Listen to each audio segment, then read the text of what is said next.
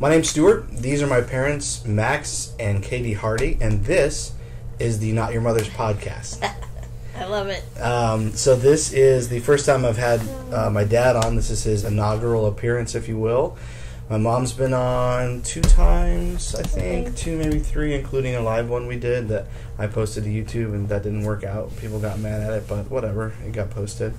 So I'm really excited because the subject matter we have today I've been gathering from friends who grew up in independent fundamental Baptist movement and from followers and friends of the podcast who have generously and in a vulnerable manner have shared with us a little bit has been their experiences as far as growing up in the IFB and having parents who are IFB, but it's more of where they are at now and how they would like to express to their parents. Just some of them just wanted to say, this is my station in life right now, and I wish I could just talk to you about it with all the legalism and all that other stuff aside, but I can't because you won't, because I can't talk to you about my everyday accomplishments in life because you have to focus on my tattoo or the alcohol that I drink, and so we can't even have a normal conversation. That's where some or you don't go to church, the right church.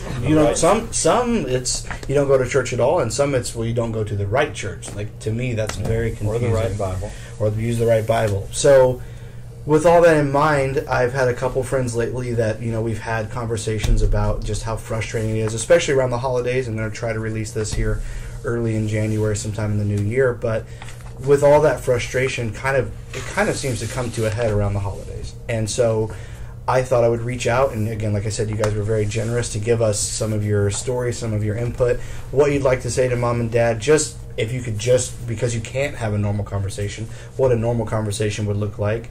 And some shared, like, I would really like you to accept me for who I am, and here's who I am. So we're going to read through these. Most people wanted to remain anonymous for completely understandable reasons, but we're going to read through these. And if you will, Max and Katy, I just said them opposite, Max and Katy are your stand-in parents. If that kind of rubs you the wrong way, you don't like it, there you go. If you don't like it, I get that. We're not saying it has to be that way. But there's a few things you need to know about my parents. So I keep saying IFB. Someone may come across this and not know what that is.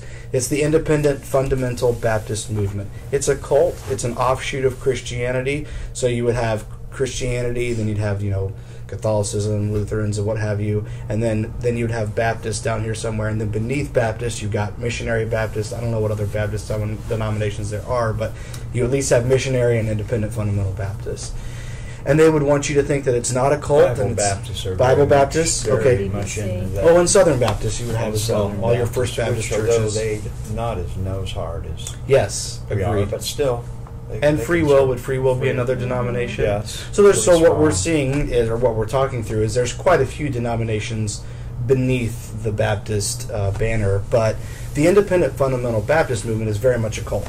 And what I was trying to get to as far as like your parents, like if again seeing these two people as your stand-in parents is kind of uncomfortable, or that you don't like that, that's okay.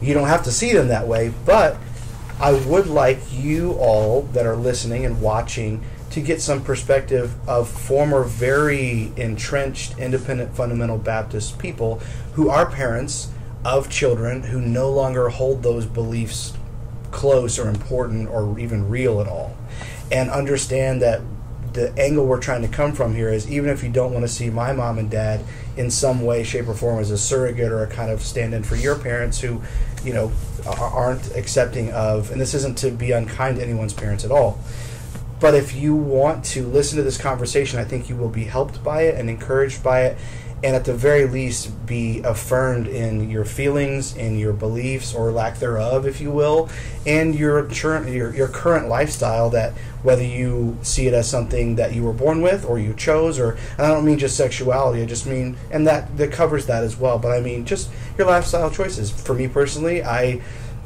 watch movies that I wouldn't have been allowed to watch or wasn't allowed to watch. I have ink, I have a tattoo, I drink alcohol. There are things that I do that you wicked sinner. See?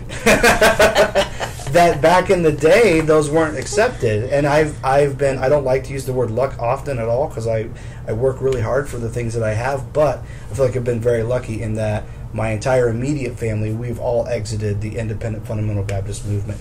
So there I go. This is the two things I was telling my dad before we started that people don't like. The one thing is that I interrupt my guests, so it's going to happen, especially because it's my parents. I'm sorry. And the other thing is that I intro for too long. But there's your, there's most of your intro, but there's more.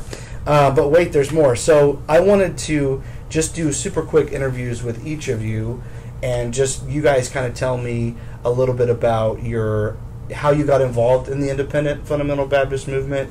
And I don't need, if you want to tell me about your childhood, that's fine. I don't need all of that. It's just more of your involvement, how you got involved, as well as the level of your involvement, or just how entrenched you were in the beliefs.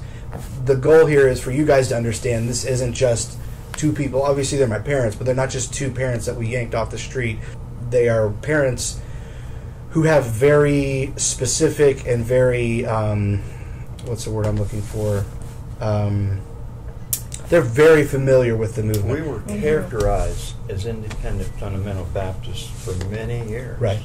So they're very familiar with where your parents who don't want to accept you for all these dumb reasons, and you as a child, where in regards to your parents, where you're sitting at now with them, they're very familiar with that space. Absolutely. Is what I want to verify that for you. So Mom, we'll start with you. As far as I know, you kind of got into the independent fundamental Baptist movement when you moved to Northwest Indiana. You graduated from Baptist High School. HBHS. Went right into Hiles-Anderson College. Met the most wonderful man in the world. We took off from college, took a church. And we were very familiar to the higher ups, if that's what you want to call them, Well, so just real quickly, so that's Northwest Indiana. That's to name names because we do that all the time. That's First Baptist Church. That's Jack Hiles. That's Hiles-Anderson College. You guys both went to Hiles-Anderson. You both graduated. And again, speaking to you more specifically, you went on tour. You were very close with, who was your tour pastor, if you don't mind me asking? Oh, I had a couple? Roger Castile. Okay. Yeah. Gotcha. And then, I knew a lot of the staff and faculty. Yeah, because you grew up at HB. I not only grew up at HB, but because I lived with a faculty family, I ate breakfast and supper on the college campus, and I hung out on the college campus after school until supper time. So I just kind of wandered around and made friends with everybody. I think it's important that she mentioned she was in Strength and Beauty, and the director of that outfit was Dave, right? Dave Hiles. Yeah. So, I never really felt like one of them completely. I felt like the odd man out. Sure. Most of the time, because they all had known each other all their, in high school, those kids had all grown up together pretty much, and I was the new kid, and I was a Southerner, and I'm not typically shy, but when I moved from...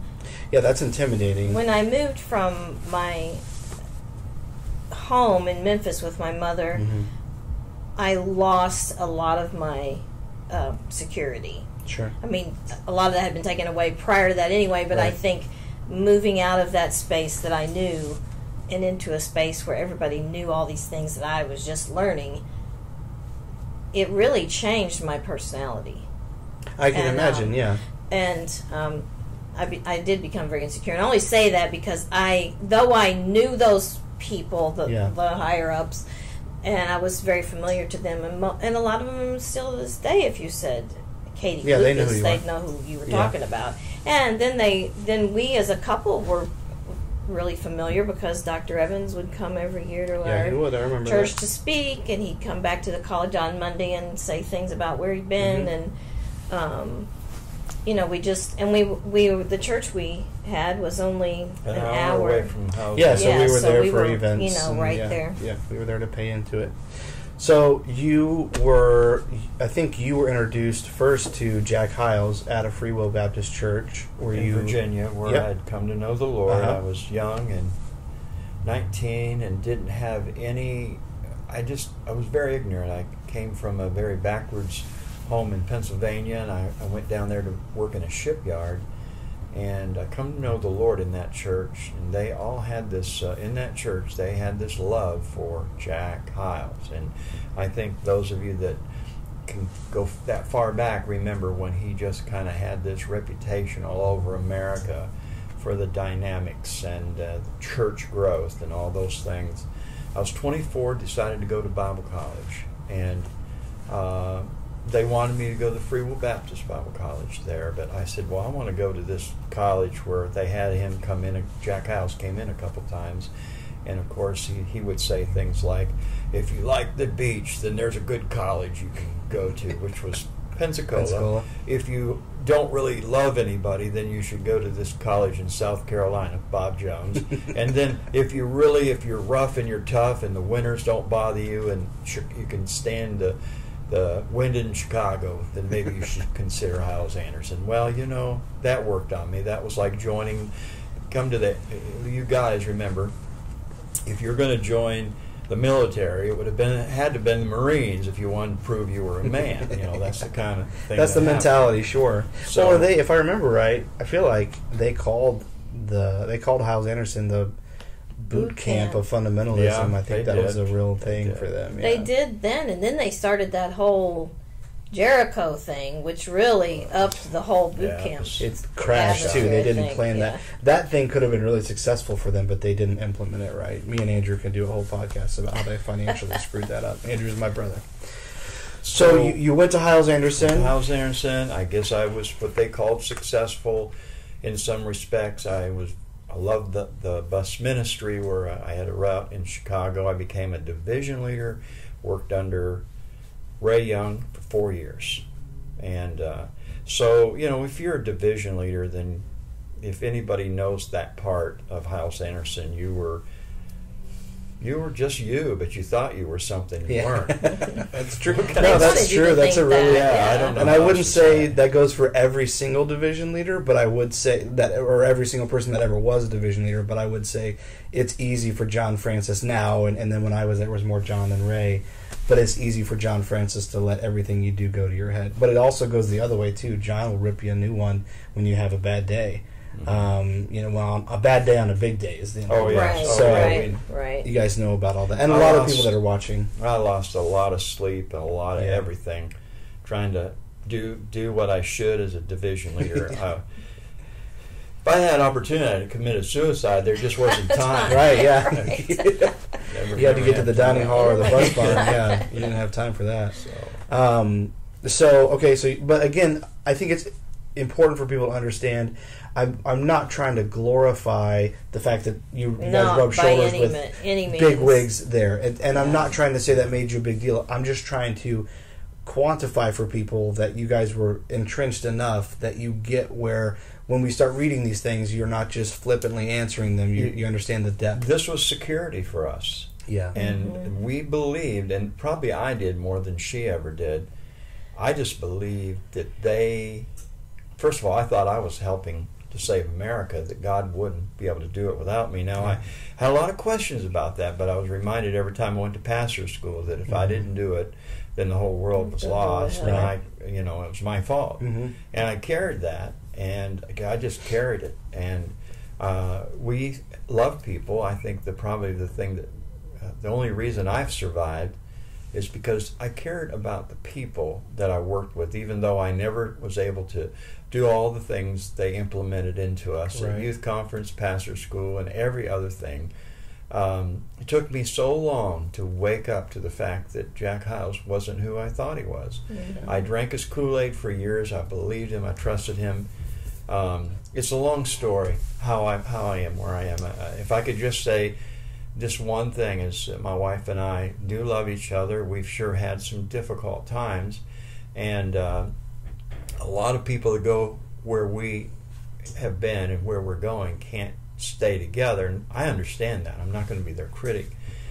But my 4 children survived and thrived, but not under the IFB, and we're still friends with them to this day. That's probably number one. Yeah, I love that. And that's, again, I agree with what you're saying. Like, you're not here to what we would call throw shade or mock anyone or belittle anyone that didn't make it, but that transition out of any cult. We just know the IFB personally, but like that transition out of any cult, keeping a marriage intact is not, it's very rarely heard of. So it's quite I think it's quite an accomplishment, and just from what I've seen in my personal life and other people that I've seen go through this sort of thing. I thought of something that happened to me at the very beginning of my coming out of the IFB that might help you to kind of see, you know, how intertwined we were and everything. Evidently there was some kind of they used to call them a forum, or it was a little different things on the internet than it is now. There's a fighting fundamentalist forum. So I don't know what that really is all about. It gets confusing. I've been made fun of a lot in there. Yeah, so I got a message from somebody I didn't know who happened to live not very far away from me, as it turns out. But she said, "Hey, I'm defending your honor." And I said, what are you talking about? And she said, "Oh, on the FFF." And I said, "What's the FFF?" Yeah. And she said, "The Fighting Fundamentalist Forum." I said, "Oh, really?" So, you know, I don't advise anybody to do this, but I decided I would Google my name one day. And the very first thing that popped up was the Fighting Fundamentalist Forum, and it was just, I think you have to join that or something. I don't know. I think you can see some of it publicly, but I saw what they were saying about me, and that was that some of you will remember Max and Katy Hardy, blah, blah, blah, blah, blah, blah, blah, blah, blah, blah. And remember, they wrote letters to support Jack Hyles when, you know, the whole world was against him in, 89 or whatever that was. Right.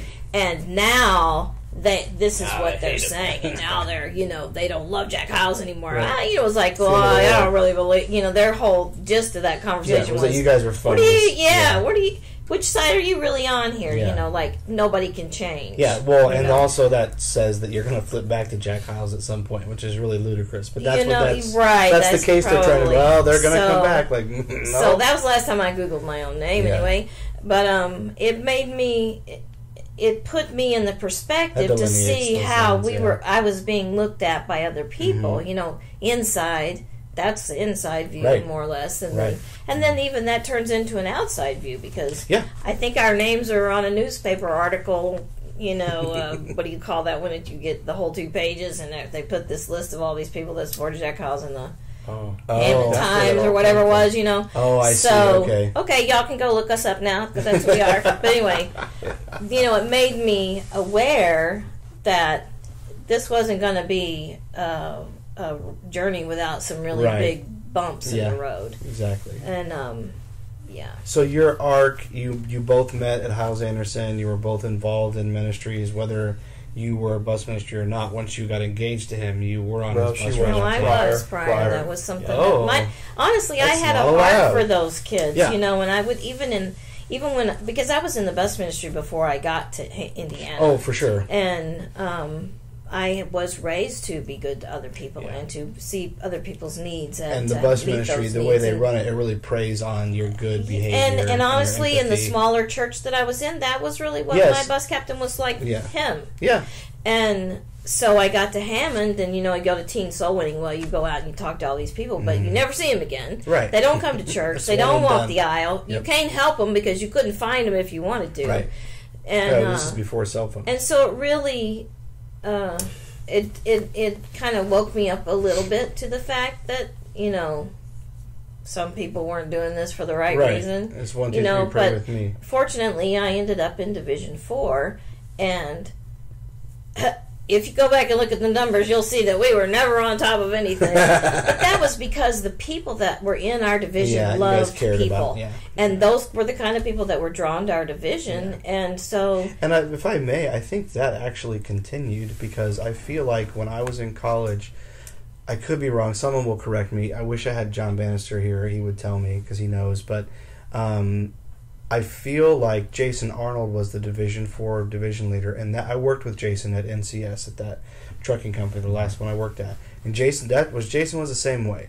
Jason, numbers had to be important because John Francis and all that pecking order. It was the same. But Jason was still very much like a kind person, and I could be wrong. Maybe he's just a standout. Maybe he wasn't Division 4, but I feel like he was Division 4. So, I was always in trouble with Ray Young. Always. That's good. Yeah, we never had enough kids. Means you're probably doing something right. Yeah. So let me. So that's your arc. You went through Hyles Anderson. You were both very involved. You were in the pastorate for years. You were a pastor of a independent fundamental Baptist church for the better part of 15 years. I was 14 and a half years, yeah, and then went to be an assistant pastor of another independent fundamental Baptist church for 6 years, and then 2 years for an ultra follower of Hyles Anderson College. Randy Toole, we talk about it. The Tool. The one thing Randy did for me that I appreciate is he made me realize hypocrisy is a very important characteristic. Yeah, you got to have it. I think that's... You got to be two people. The higher level of hypocrisy you practice in your daily life, the higher you will rise in the IFB. And for me personally, I feel like that's a pretty much not that specific principle, but hypocrisy is very important to religion. While people want to tell you it's non-existent or these people are all perfect, like religion thrives on hypocrisy. And that's my opinion. Organized religion, but that's a different conversation. No, I agree. So that brings you to 23 years in the ministry as an independent. I'm not trying to be accusatory, I don't even do the math. So I just want to make it clear. 20 plus years. We went to Knox in 84? 85. And we officially got out of everything around 2012. Yeah. But we're just going to say 20 plus years serving in full-time independent fundamental Baptist ministry. So again, I think I've hammered home the point well enough. I think so. You guys are thoroughly involved. So we're going to get, in just a moment, we're going to get into the things that some of you have shared and things that some of you are looking forward to me getting through this intro, but you could have just fast-forwarded. So before we get into... I know I said we were about to start, but before we get into reading these, there's something one last tie I want to make between parent and child that I think will help you guys understand a little bit of where this set of parents is coming from and what they've come to realize through finding ways to accept their children, not in spite of who they are, but just entirely for who they are, even though your entire lives up until not that long ago were predicated on judging everyone, including your children, for choices that pretty much, not the Bible, but Jack Hyles dictated as wrong. Yeah. There are 4 siblings, myself included. All of us, for some amount of time, attended an independent, one or another independent fundamental Baptist colleges. And we all had terrible times there. None of it, and I don't say that to condemn you guys. It's more of, we make our own choices, and that's where we ended up. And I appreciate that, but at the same time, like, that's where I'm at with my entire life. I want to interrupt and say, I used to say I never once told my children they had to go to any of these colleges. Yeah. But we put them in a situation where if they didn't go, you're going to ruin your life. Grand piano would most likely be dropping on their heads soon. The anvil from what's the... I can't think of the Coyote, Wile E. Coyote. So, the thing I want to talk about, though, was, again, we all had terrible times at these various colleges that we attended in the IFB realm. But I know that one of the 4 of us, there was a conversation that happened, not kind of right before that, of the 4 Hardy kids, one of us came home from college. You spoke with them before they came home, and you were kind of the, what's the word? Catapult isn't the right word, but catalyst. Thank you for that sibling saying, okay, you know what, I'm done. And not like, okay, I graduated and I'm going to go in the ministry, but no, I'm done with this experience in my life, and now I'm coming home. So can you talk us through a little bit of what it was like when they returned home, and how it kind of put you in a place where you had to back away from a lot of those beliefs and kind of rethink, what you were as a parent and how you saw them as a child, and also how you saw yourself kind of in God's master plan, and how that changed for you because of that experience with your child.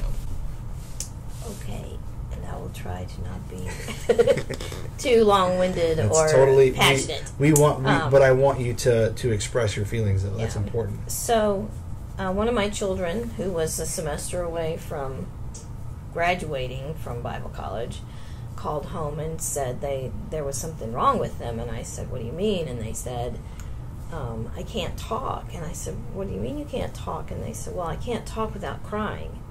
And a flag went up right away, because this was probably the strongest willed and most determined and not emotional child I raised. And I said, well, I really think you're just exhausted. I said, you've worked 40 hours a week, you've made the dean's list every semester, you're just shot, you're just exhausted, and I think you're exhausted in every way, and I think you just need to come home.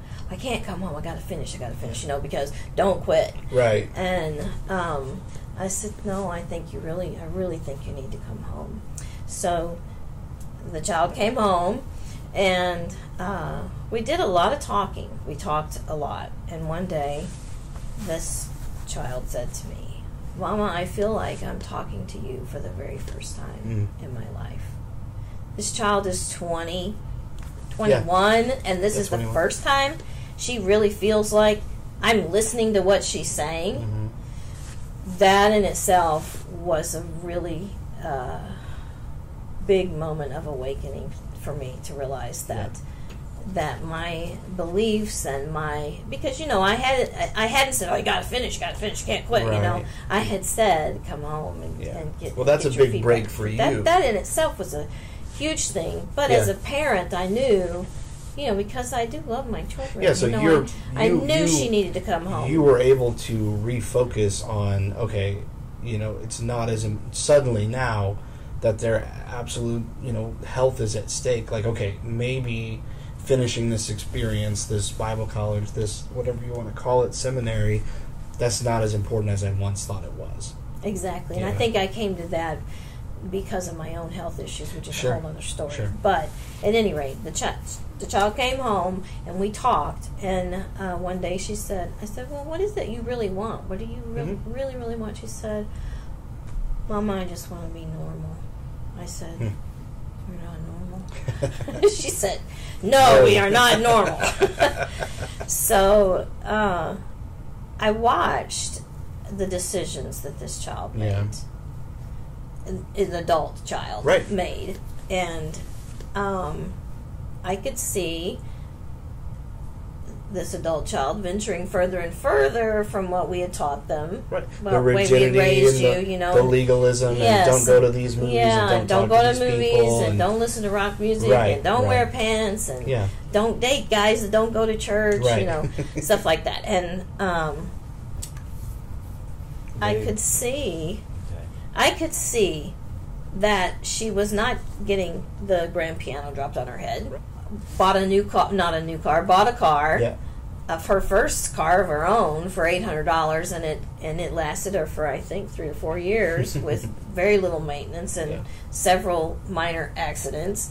And what I saw was you didn't see any delineation from. I didn't see. You didn't see that. Almost looked like God was blessing her all the same. Even though she wasn't living the life that you thought was the blueprint for this is how it's supposed to go. I want to put this in because it's really important. And every couple that is IFB and they have children, when their children are young, they're just trusting, and those are good years. But every single parent who is definitely in the IFB finds out, when those children become teenagers, they are an individual, and they may comply, but you will just destroy them if you make them comply. Yeah. They've got to be who they are, and I mean, look, folks, that there's no limit in what I'm saying right there. And I've had to learn that this doesn't mean God doesn't love them wherever they end up. Yeah. But we had to see this happen in one of our children's lives, and see that this was not this. We've been taught this would be judgment. Right. This would be, their whole. When we had all the illustrations. Oh my goodness! Jack Kyle was a master at the illustrations. He was a master at convincing him that we were all loved by God, but when he got all done, somehow we knew we weren't really loved by God. We hadn't done everything we should have. You're never going to measure up, and it was. I don't know anybody that could create both of those in your mind. Dichotic. It was difficult. Yeah. It was difficult. Very. So it made me realize and wake up to the fact that our Creator didn't design us to ignore parts of ourselves, parts of who we are, in order to gain His favor and love. Right. And yet that's what we had been doing with our own children. Sure. 2 of my children have written small articles about the box and about having to chop off parts of themselves to fit in this box. And it's heartbreaking to think that I really did that to my children. Sure. Yeah. But when I watched this child walk away from the things that we taught her would bring safety and love and happiness, and she was finding safety and love and happiness. Yeah.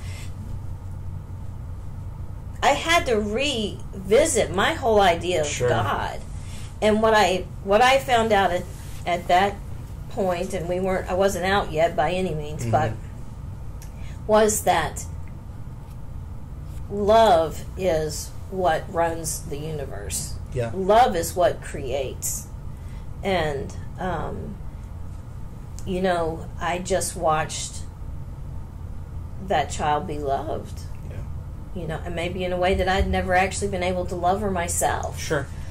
And to accept where she was at and the choices she was making. Yeah. And I'm not trying to defend you, but because she's an adult. But being from a young age involved in the independent fundamental Baptist movement, you weren't taught how to love that child for who they really are. I'm not saying you've learned it along the way on your own, but if you're shown love as a child in the way, my firm belief is, and Chloe's only 7, so I'm still figuring this stuff out, but my firm belief is if you're shown love as a child in the way that is empathetic and that comes with no stipulations around it, you can replicate it as an adult. It may be unconscious or it may be a lot of work, but it's there and you're going to do it. You didn't get that. I'm not trying to talk bad about Grandpa Lucas or Meemaw, but you were separated from them, once you were over at Hiles Anderson and HB and all that. So I'm not trying to defend you. I'm just trying to help parents who may see this and children understand it's not always a conscious decision to hate on your children. It's something that you think you have to do because of God.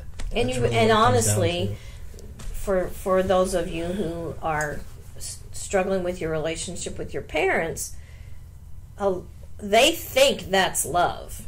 Sure, that's a form of godly love to them. Yeah. That's what they think. And I know that you guys heard that growing up, Yeah. But now that you're an adult, you can tell that that's not... They don't really understand love. So I don't want to interrupted you. Was there more that you wanted to say on that, or?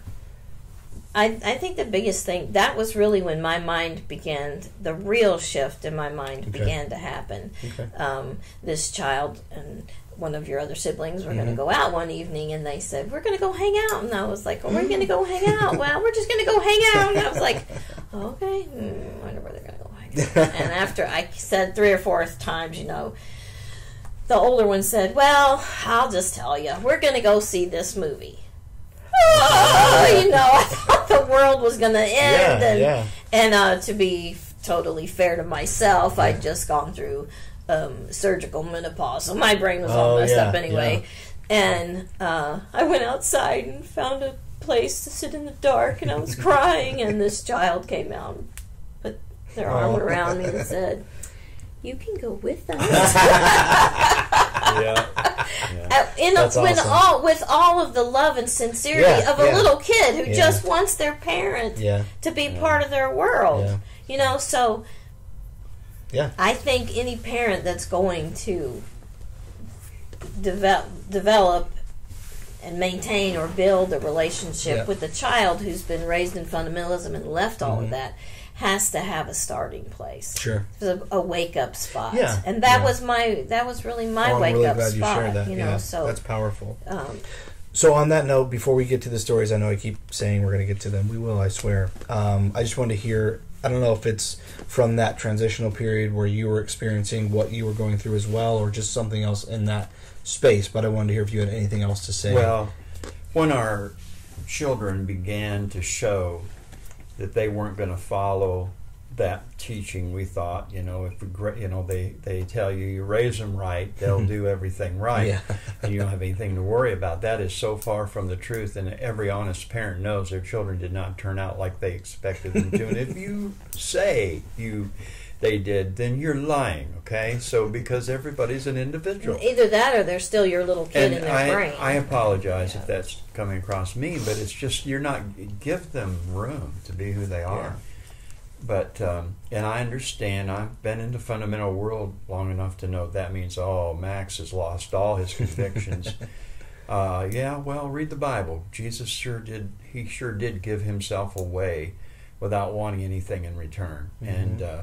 And we miss that a lot. But let me say to the young people who were raised in a very heavy fundamental background, and you've left all that, please let me tell you that you're as valuable now as you've ever been. Mm-hmm.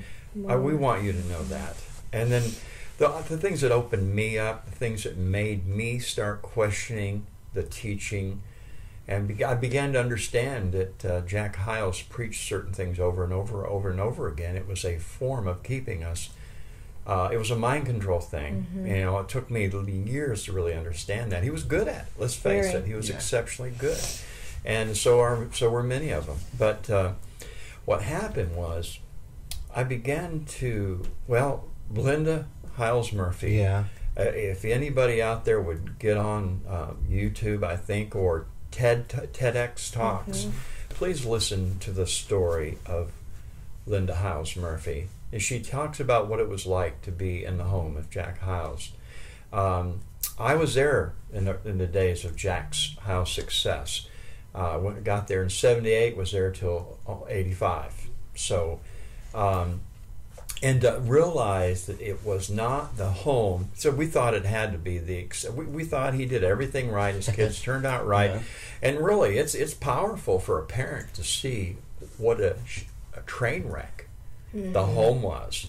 And we honestly knew Dave Hyles was messed up bad, horribly bad. He did damage that'll never be repaired. Mm-hmm. But it's almost ridiculous to say, you love your children, and Jack Hyles to come across with all this persona of great family and love and writing books on how to rear children, how to rear teenagers, and to have a son who was literally the devil working right there underneath him. I mean, folks, if you don't know the truth about Dave Hyles, you need to.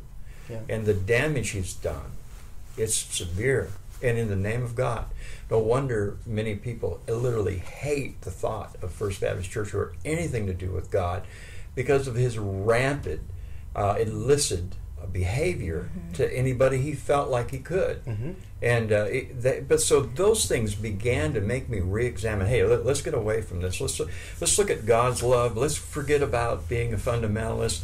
And those things helped me. Made me realize that my children were so valuable. I never wanted any time in their life for them to think they weren't valuable. They are very valuable. The other thing is children carry, and one of the things I've come to understand from the reading comments on the survivors of IFB is they carry so much guilt. They carry shame. They should not have to carry guilt. They should not have to. They need to know that it's not their fault. How many people have been sexually abused and thought that it was their fault? That's got to be the hardest thing for me, is for them to beat themselves up when the fault was on somebody else and not them. Mm-hmm. Yeah. Okay. I want to say those. It's not your fault. It's not your fault. And you're valuable. That's beautiful. So with that, we are finally going to get into reading these. They're not really stories. They're more of, let me just reiterate quickly, something that if we could sit down with mom and dad and all the IFB legalism was gone, all the judgment was gone, I'm keeping this podcast as clean as I can, but if all the BS was gone that the IFB brought into their lives or they were born into, what would you say to mom and dad? Not to pick at them, not to throw stones, not to be unkind, just to say, hey, I want to share who I am and I want you to accept it. Or, hey, here's what's going on in my life. So I'm going to get into these. Some of them are anonymous.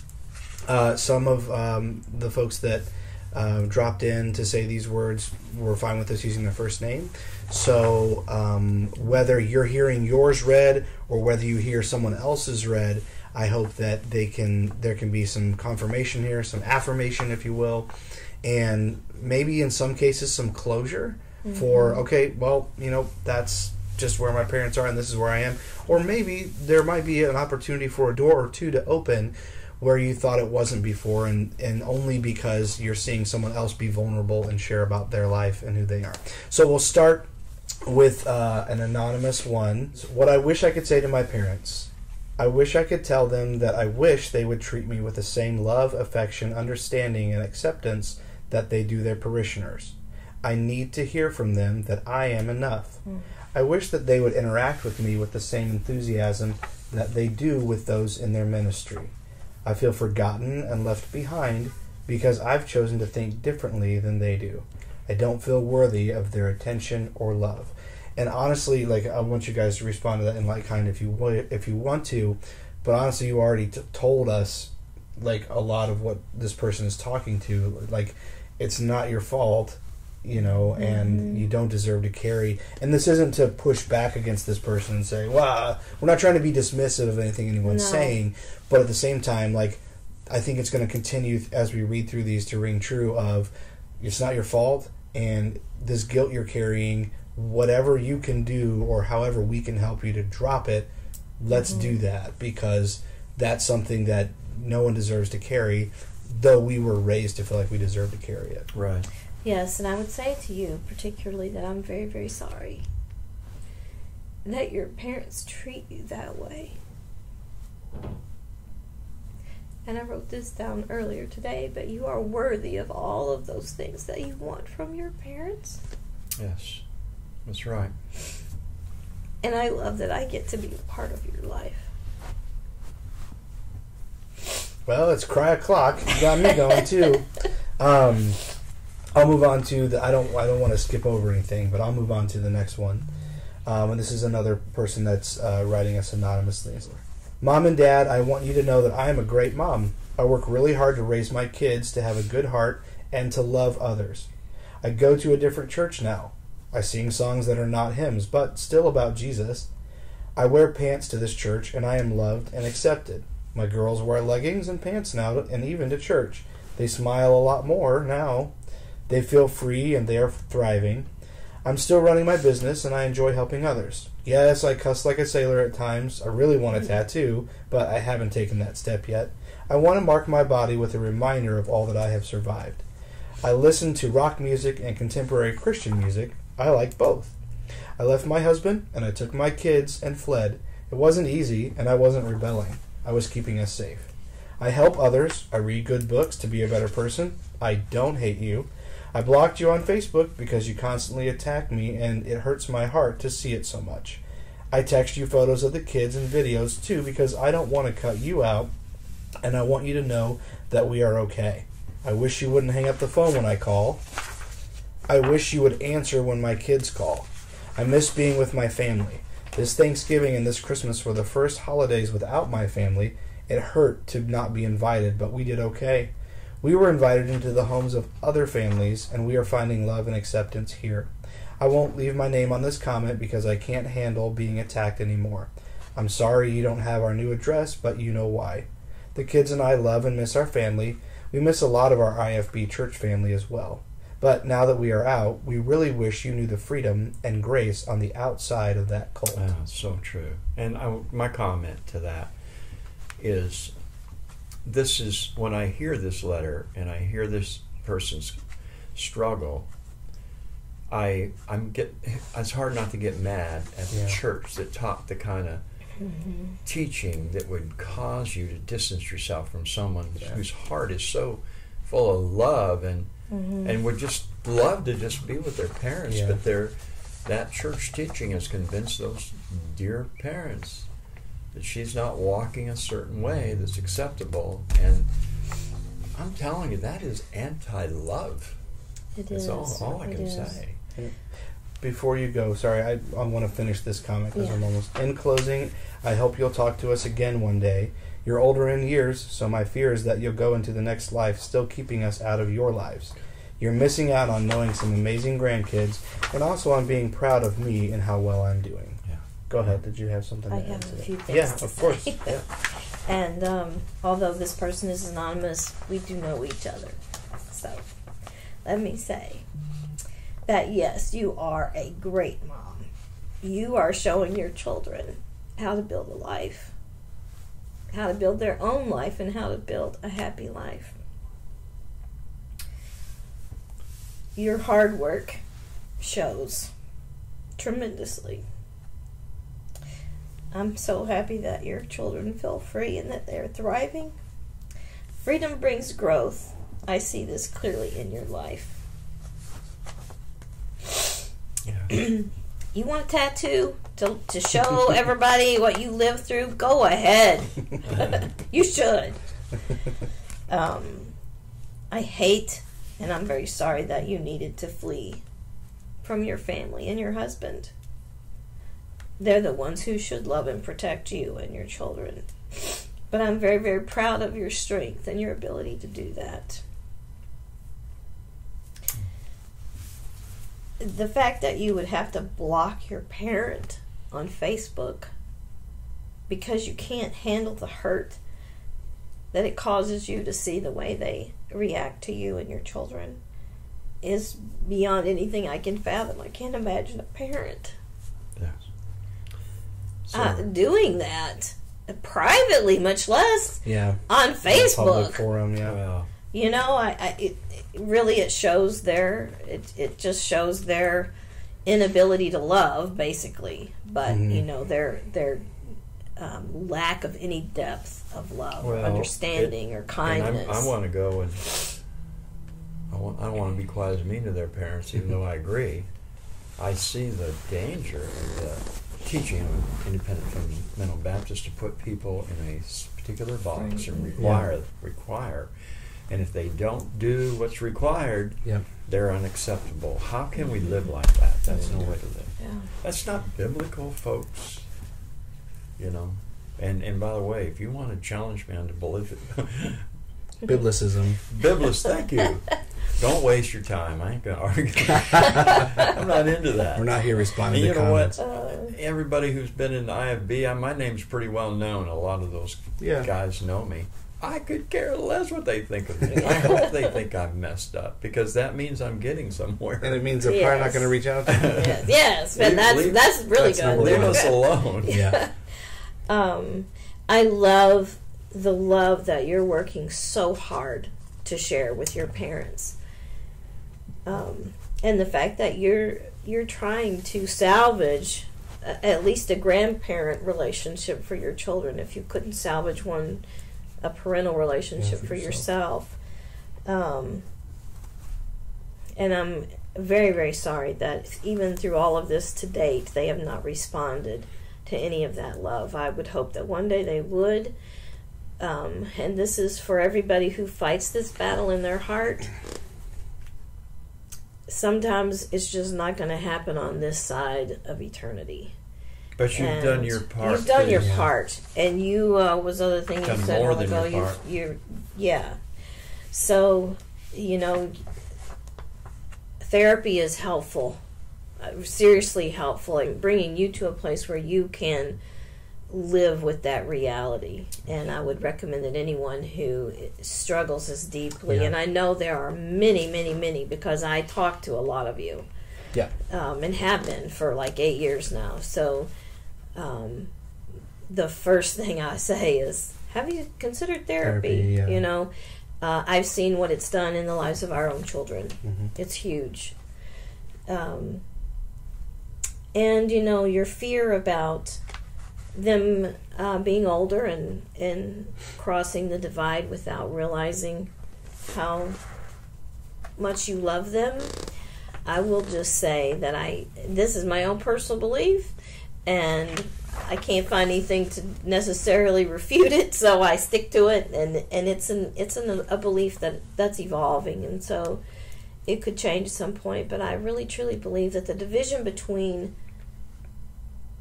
now and then, as in now and eternity, or the spiritual and the physical realms, I believe they overlap. And I really truly believe that when our loved ones that we love pass over that divide, there's a place where those two realms intersect. And when they're in that position of intersection, they come to the reality of love.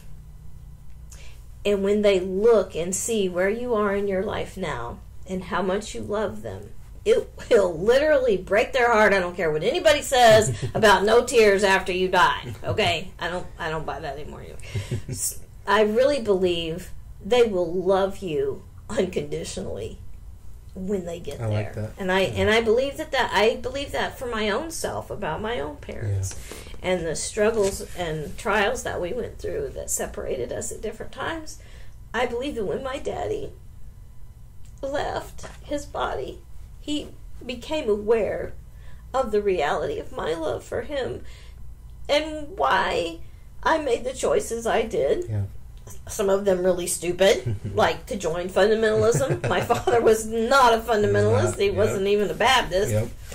Very practical. Yes, and my understanding of where he was at all those years has changed and brought me to a place where I could lay down all those things that were between us. So I'm hoping that for you, that will happen before they cross that divide. But I truly believe that once they cross that divide, you can be at peace in your heart, knowing that they see the truth through love.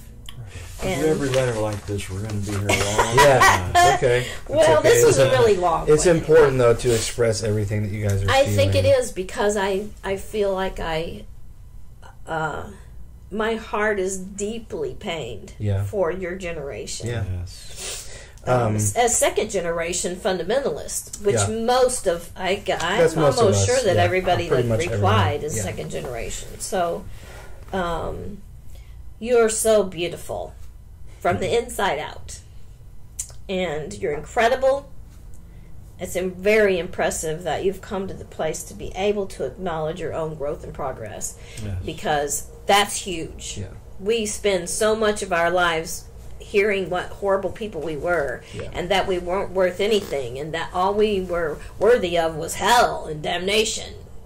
So for you to have come to that place already in your walk forward is really impressive.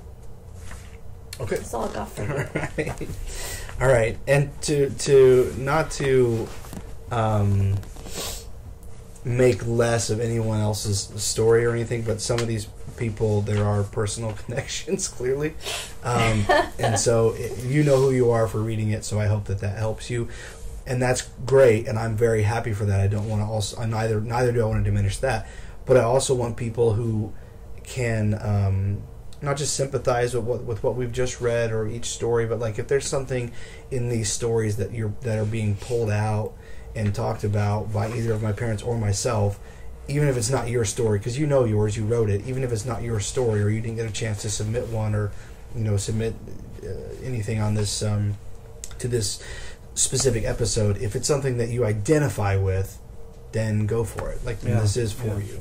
Again, not to diminish either, whether you wrote in or whether you didn't. All right, so the next person is Becca, and she says, I wish my parents would say that they are sorry they didn't protect me when I was a child, and that they don't want to associate with the people that hurt me anymore. I wish they would tell me that they realize that the things that happened have lasting effects on me that will forever affect my life and the way I live because of it. I wish that they would give me credit for the things that I've accomplished in my life, because I worked hard for it. Not to say that I should give all the glory to God, and because I don't, therefore tell me that I'm a bad person. I wish they would leave the cult that they are in because they realize what damage it does, that they would realize the damage it did to me, their own daughter. I wish that they would finally put family first and not the church above everything else. I wish I actually mattered to them. Is that their whole letter? That's it. For that there's a comment I want to make, and that is, this person, was it a Becca. Yeah. Mm-hmm. She's made accomplishments, and so her parents say, you know, you got to give God the glory, and that is a very, very sick teaching. There is so much pride in the independent fundamental movement among preachers and leadership. They're proud. Their level of pride is so enormous, and yet they stand there and they insist that, you know, if we brag about anything, you know, we've sinned in some way, and everybody's got to have some. They got to be acknowledged. Anybody that works a job needs once in a while to be told how they're doing, and if they're doing well, they need to be told that. That's not out of. There's nothing it builds you. It helps you grow. It helps you do more. It helps you, you know, when you work really, really hard, and you've been successful. There needs to be a reward for that. Be proud of that. Yeah, to be proud of that. So, I just want this to kind of stand out as far as what we were just talking about. This is the person that just told you it's okay to take pride in what you're doing was a division leader. Not trying to herald, I'm just trying to say someone who has in your past life had to make everything not about every single accomplishment you've had. Yeah. Everything you've done, all of your bus ministry is big, but just every soul winning, all of it, give God the glory. I'm not trying to glorify the soul winning or the bus route side. I'm just saying you spent hours and hours and hours working really hard, only to have Ray Young, John Francis, whoever say, "Well, you know, praise God that you slept 2 hours." Right. So I'm just saying, someone that you were that entrenched is able to say, "Hey, it's okay. You know, be proud." And again, not to be dismissive and say doesn't matter what mom and dad say, because it does. That's your mom and dad. Sure. But this stand-in dad says, "Be as proud as you want of your accomplishments." Yeah. Yes, and this stand-in mom says, "Give God the glory," because you know.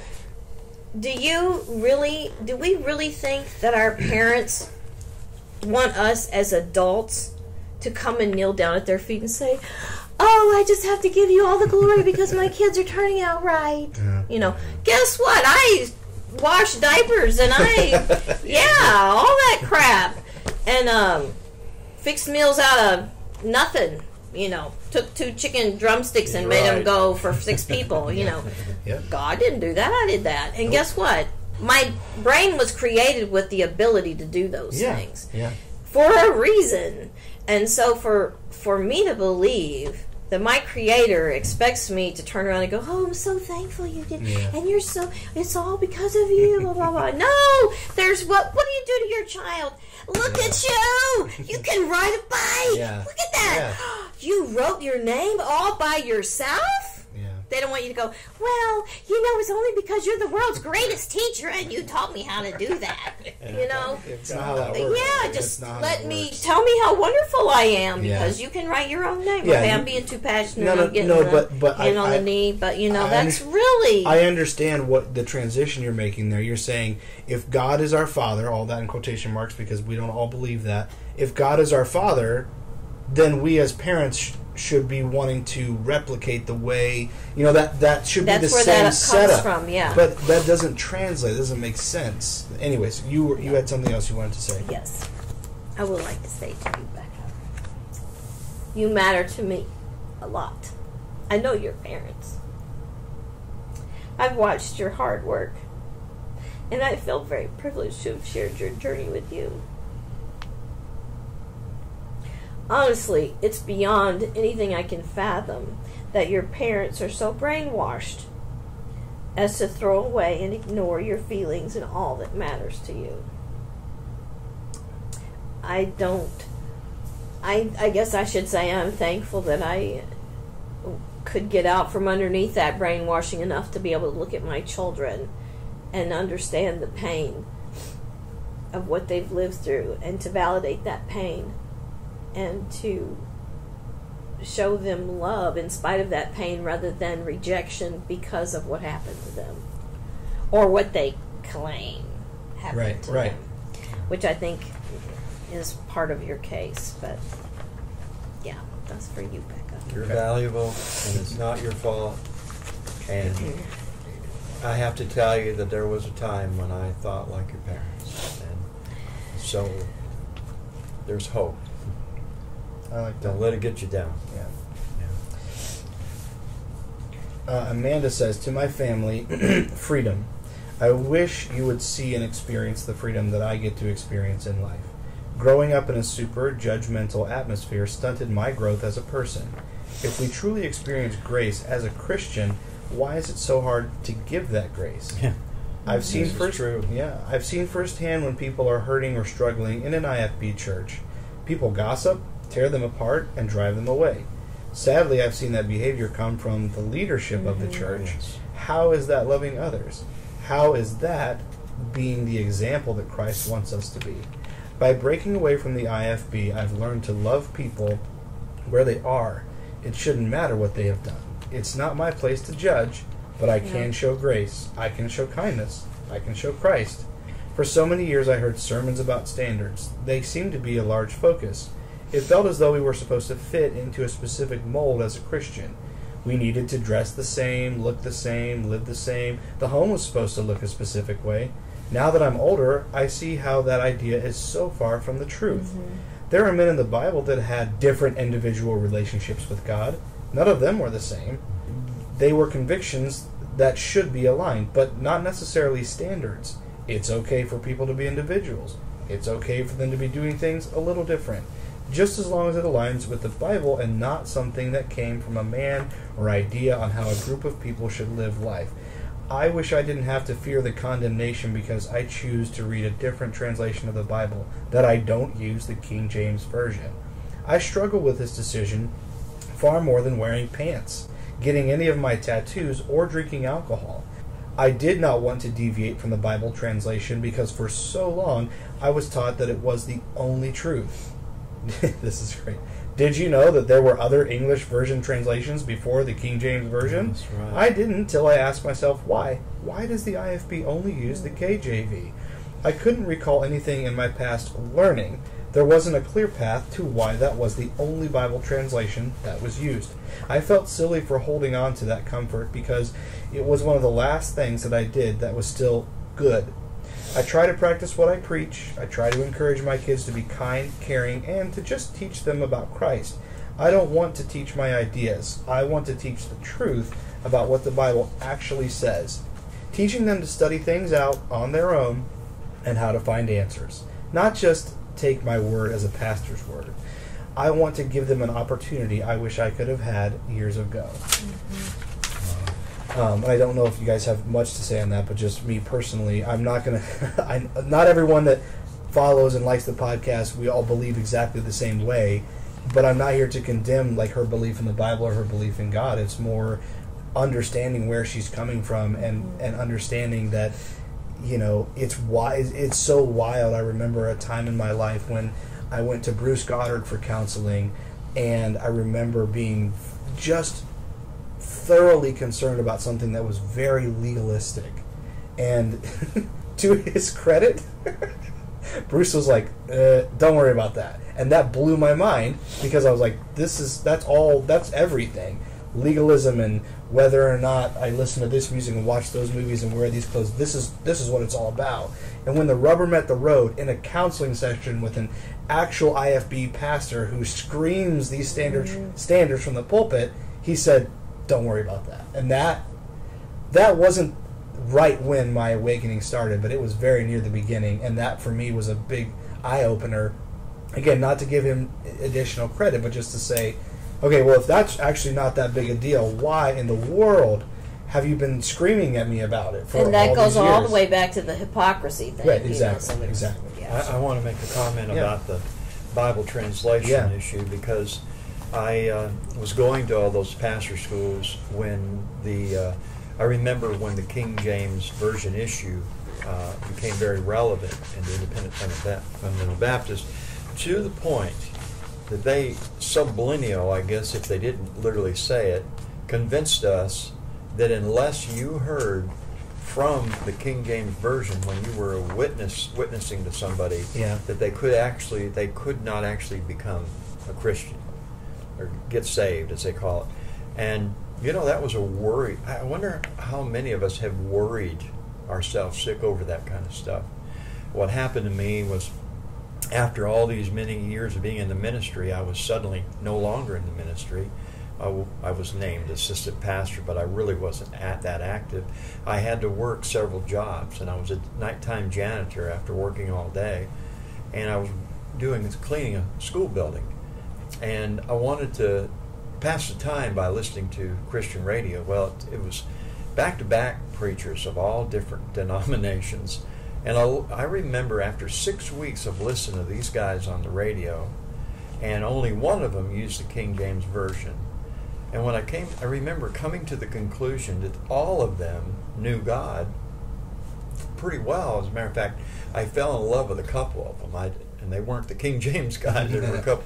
I came to the realization that we were misled, totally misled. There's a lot that we don't about this King James Version thing. It's a version, okay, and it's archaic language. It doesn't all mean the same. If you use that every word thing, you're going to really confuse a lot of people. So I could go further with that. If you take the time to listen to Bob Utley on the Bible, he has many YouTubes.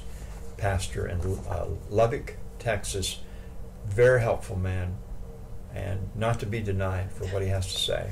That's all. Definitely not a Baptist. No.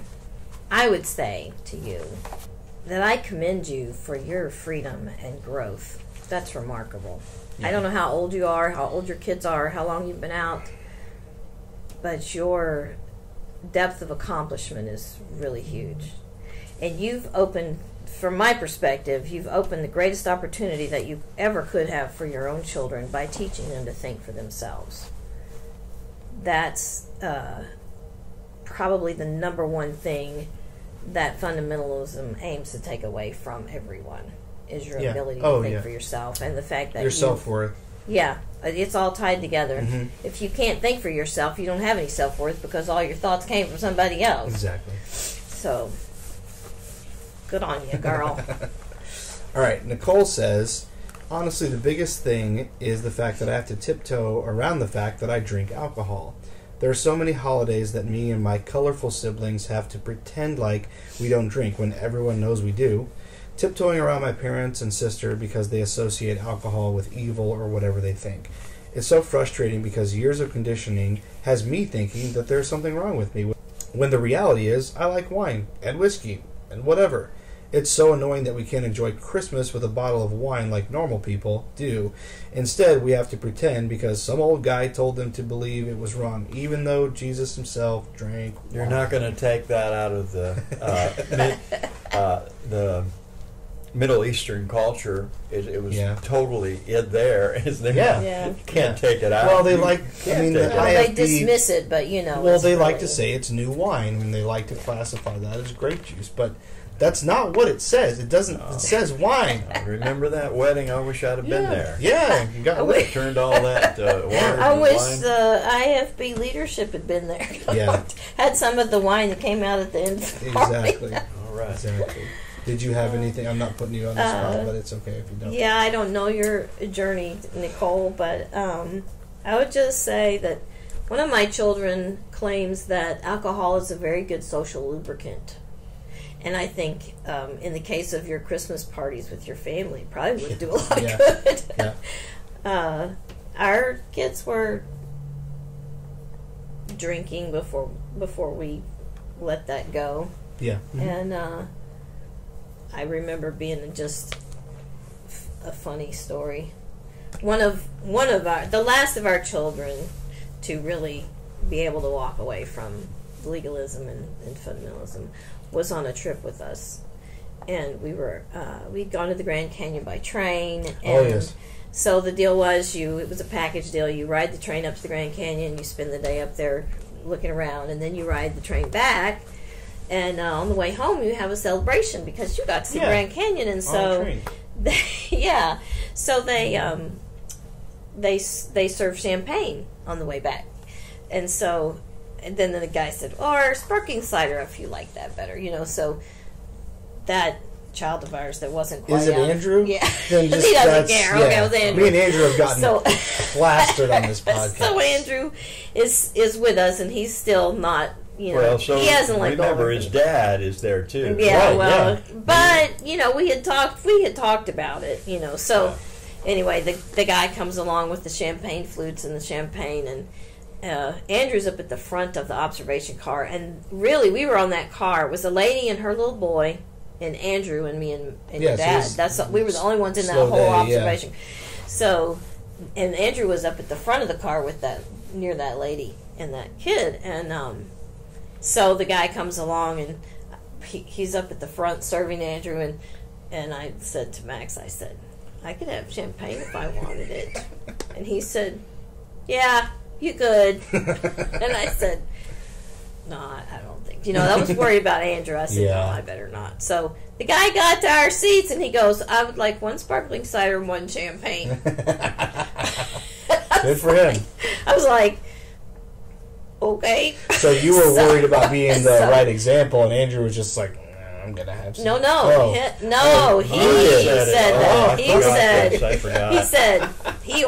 told the guy one sparkling cider and one champagne, and so I got it. And I'm thinking about this, you know, because I really grew up in a teetotaler's house, even before we went to fundamentalism. You know, there was never alcohol in the house, and I'd never seen my grandparents on my mother's side. They were French, so, you know, we saw some drinking there. But no, I never saw anybody drunk. I never saw any fights, you know. And I had no idea what effect alcohol would have on me, except that I'd been told that if I took one drunk, I'd become an alcoholic. Yeah. You know, if I have one drink, it's going to make an alcoholic of me. So I'm thinking about all that, you know. Yeah, no, that's a lot. Champagne, and I'm thinking about it. And I'm thinking about the fact that Andrew was right up there at the front of the car. Right. And he's still, you know. So, anyway, I drank it. I drank most of it, I think.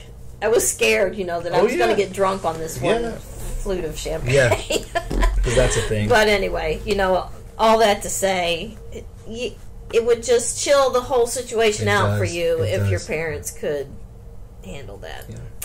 Maybe y'all should all go get a drink somewhere before you all go over there to their house. And just show up happy. So. It was a great day when I realized that I'm not in trouble with God for drinking alcohol, and it's something I'm a regular wine drinker every evening. Basically, it's rare if I don't, and I understand you can abuse it, and like anything else, you know, there's a lot of abuse out there in a lot of areas, but like food,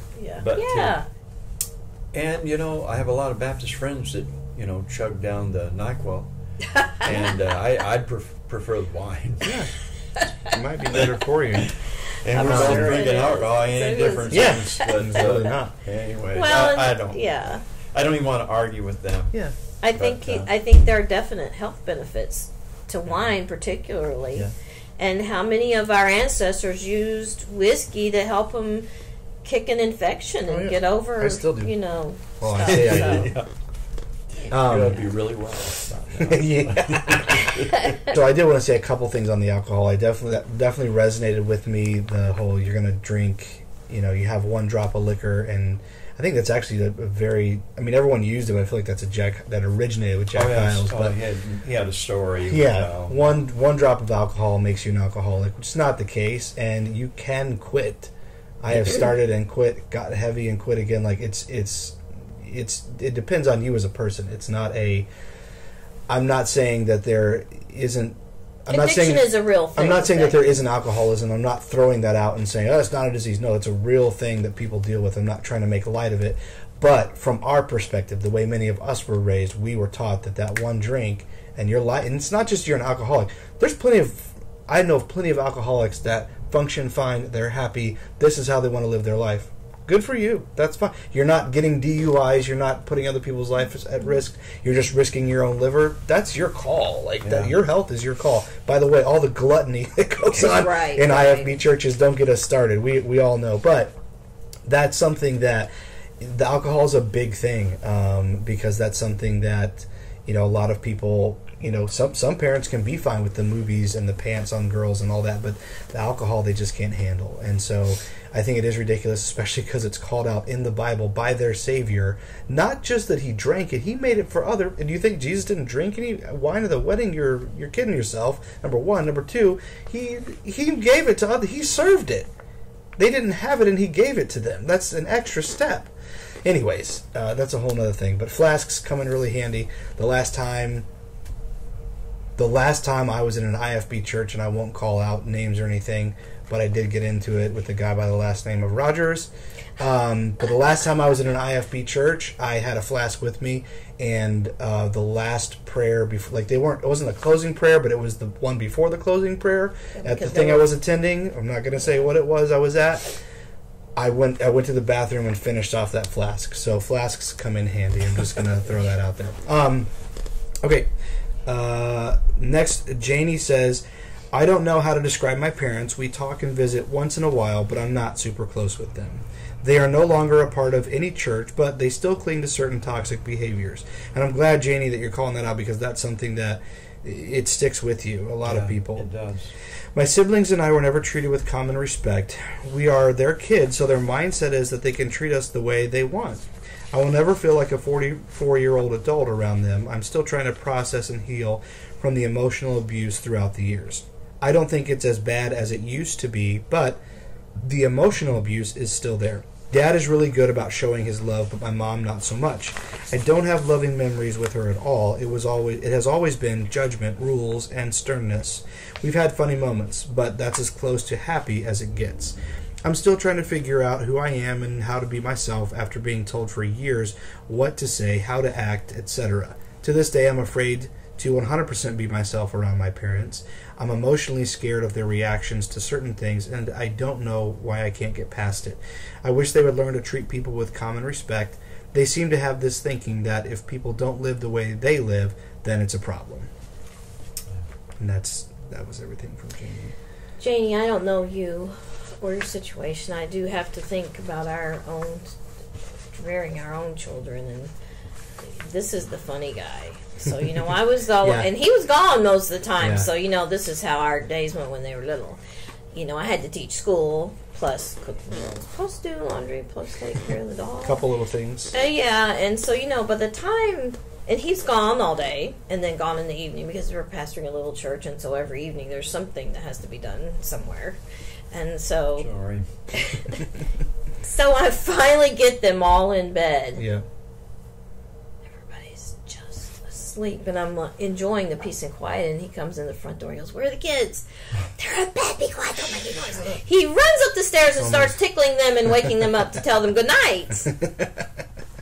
So I don't know if that plays into your mom's sternness. I would say that some of that's probably from her own upbringing, possibly things that she's judging herself for, and it just gets thrown over onto you as well. But the biggest thing that I take away from what you've said, if you haven't already seriously considered therapy, Janie, just one last word I want to say to you, and that is, parents don't realize how important their opinion is to their children. Mm-hmm. They just don't realize, and I see that in your writing.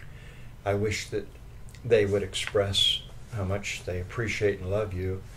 I think probably down in their hearts they do, but the lack of saying it is so painful. Please don't let that keep you from being who you are. Like you say, you don't feel like you can be who you are when you're with them. Be who you are. That's where you'll be the happiest. And you're very valuable, and you're very important. That's all. Well said. So the next person is anonymous, and they said, if I could have an open conversation with my parents, I would tell them how proud I am of the growth in my life and my siblings' lives. I would tell them that it would mean the world to me to hear that they are proud of us too. But I know why they feel like they can't say that. I would want them to know that I noticed the financial sacrifices they made to give us what we needed, and that being an adult has opened my eyes to that. I would tell them that I do drink and have experimented with some drugs, and it doesn't make me feel shame. I would tell them that I enjoy having drinks with my friends and family. I would tell them that I am so happy in my relationship, and I know that I made the right decision by living with my significant other before making the decision to get engaged or married. I would tell them that I'm happy, and I don't feel that I need a religion or a relationship with a higher power to be happy. Maybe that will be something I seek in the future, but my life feels full without it right now. I would tell them that I hope they're genuinely happy too, and would love for us to be able to respect each other's choices, no matter how different they may be. In the per letter? Yes. Hi. I'm proud of you. I am so proud of you. I'm proud of the choices that you've been making since you've been allowed to make your own choices. And I only wish that your parents could see the wisdom that's gone into the choices that you've made and the kindness and the love that comes out of those decisions. I wish I could say that I could see that your parents changing, and I hope that they can. At least enough to be able to acknowledge who you are as a person and what your life is really about, and the importance of the choices that you've made for yourself. It's difficult, though not impossible, for pastoral leadership to step down and admit that they're wrong about so much of what they've taught their children.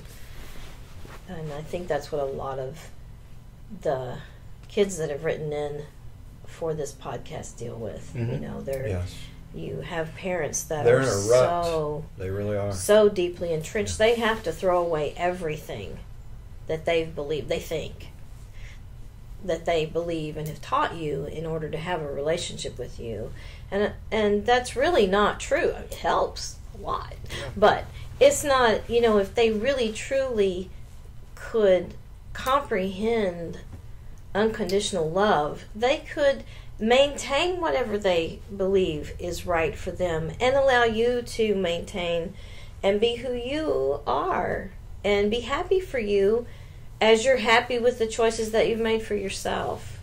And I think that that's kind of on the bottom shelf there, you know. It kind of boils it down for all of this, you know, is that as fundamentalists parents, our minds were so brainwashed and so warped by the IFB leadership that we can't let go of those things and accept our children as they are. But I'm thankful that's not been the case for us, and I would hope that for all of the kids that have written in over this that could be that way. I want to make a comment, and that is PK kids. That's it's such a tough place to have to live. It's so hard. And just let me say this to you, because I've had to grow past a lot of things that I thought I was very dogmatic about for many years. But we have made God so little in our teaching, because you mentioned you've been drinking some alcohol, experienced with drugs. Well, we unfortunately were taught that this was, of course, you can't be right with God. God's could kill you, definitely going to judge you.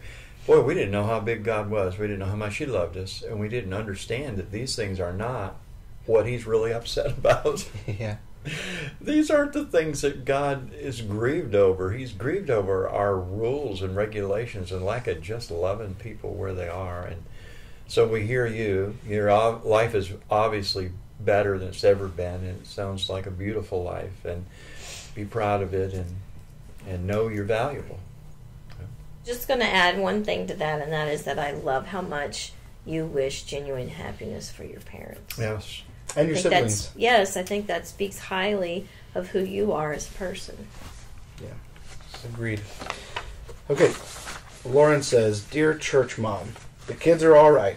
I'm taking the good things I've learned and using them and getting rid of the harmful stuff. They aren't going to hell because they aren't being raised Baptist. No parent is perfect. By admitting I didn't have a perfect childhood, that doesn't mean I hate you. I'm just pointing out there are things I do not want to repeat with my children. But by not admitting to any fault makes me feel like I made things up in my head, and I will be gaslit no longer. My feelings are valid. Dismissing them isn't healthy, no matter what the pastor says. I will always love you, but love is not blindly falling in line. My relationships are not predicated on your pastor's approval. I am happy, safe, and loved, without a church, pastor, or religion guilting me into doing things to be worthy of love. And so are you. It's very well stated. Wow, Lord. Yeah. I want to just right away say that the churches, we've failed as churches, and most of us, not all of us, but most of our churches have failed, and that we've tried to make a life for people, which all we should have done was teach them what was the values of the Word of God and let them live their whole lives. Instead, we've tried to run every aspect of their life, and that's the longer I get away from all that teaching, that toxic environment, the more I see that you can have a relationship with God. Of course, here comes the piano, grand piano, without going to church. Yeah. And church can foul a person up so bad. It's a shame what churches do to good, sincere people looking for truth. I have a lot of thoughts, Lauren. I just think that you're down the road pretty far. Yeah, I would agree, and I really think it's hilarious that you say your kids aren't going to hell because they aren't being raised Baptist. Because your parents probably wouldn't think that was funny, but I think where did we think we had a monopoly on eternity? I don't know where we ever got that. I don't know where you're really at with your relationship with your parents. You know, if it almost sounds like you don't really have much communication with them at all, but I think you've got the essentials of parenting down really well. You know, I think, and I think that number 2 on your list, no parent is perfect. By admitting I didn't have a perfect childhood doesn't mean I hate you.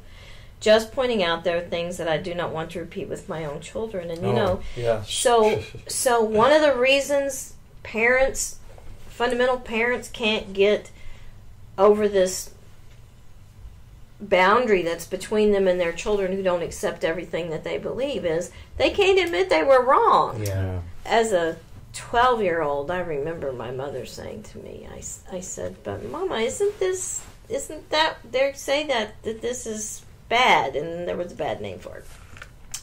And she said, "Well, that's what they say, but that's not what it really is." And I said, "But what about everything you taught us to believe?" And she said, "I'm not sure that everything I taught you to believe was really the truth." Oh, wow. Yeah.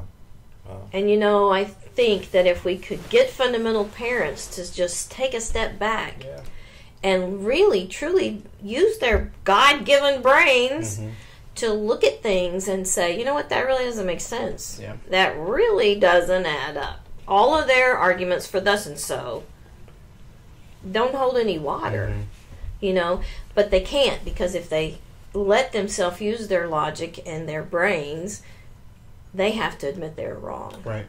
And part of fundamentalist teaching is we are not wrong. We are the only ones that are right. Well, and so you said a monopoly on eternity. The common term is a monopoly on the truth, and that's what the IFB teaches you. Even though we're not a cult, even though people say we're a cult, and the Jehovah's Witnesses and LDS, the Mormons, I'm trying to all think of them of 2 are or 3. cults. Those are all cults. Even the Catholic Church, sometimes Baptists will call it a cult, but it's the similarities are striking amongst religions, and for one religion, and I'm not saying the other religions don't do it, but for one religion to call other religions false, while their traditionalism is strikingly similar and their flaws are even more similar, is ludicrous. We're off on a tangent. Jack Hyles was the Baptist Pope for a long time. There's no question about that. Yeah. And I would say, Lauren, that your very last comment is the most touching, and that is that you say, without a church, pastor, or religion guilting me into doing things to be worthy of love, you are happy and safe and loved, and so are you say to your parents. And I think the fact that you can say that to them shows just how big your heart really is. Yes. And how much you've grown in your freedom. So this person is anonymous. She addresses her entire family and appreciates the love and support she's received from some members of her family. And then she goes on to say, "I'm a burlesque performer. I have had an abortion. I am a virtual sex worker. I am bisexual. I've been dating a woman for the last 3.5 years. I love her very, very much. Out of all the people that I have dated in my life, she gives me the most peace. She has been the most kind and loving person that I have ever had a relationship with. Our communication and the overall health in our relationship is the greatest that I have ever known. I can't even tell you just how happy I am and how lucky I feel. I would like you to know, Mom and Dad especially, that me being a virtual sex worker and a burlesque performer does not reflect poorly on you as parents. I do not believe that my occupation is a bad thing. What I do is actually extremely healing and helpful for not only myself, but also for the people that I work with and perform for. After many years of healing from the circumstances and the situations that the IFB has put me in, I have come to love my own body, and I find this form of self-love to be both extremely powerful and empowering. I find my femininity to be overwhelmingly powerful. I enjoy exploring that part of myself. Being a woman is amazing. I used to think that I should be ashamed of being a woman, ashamed of my menstrual cycles, ashamed if I did not want to have children, and ashamed of not having a perfect body.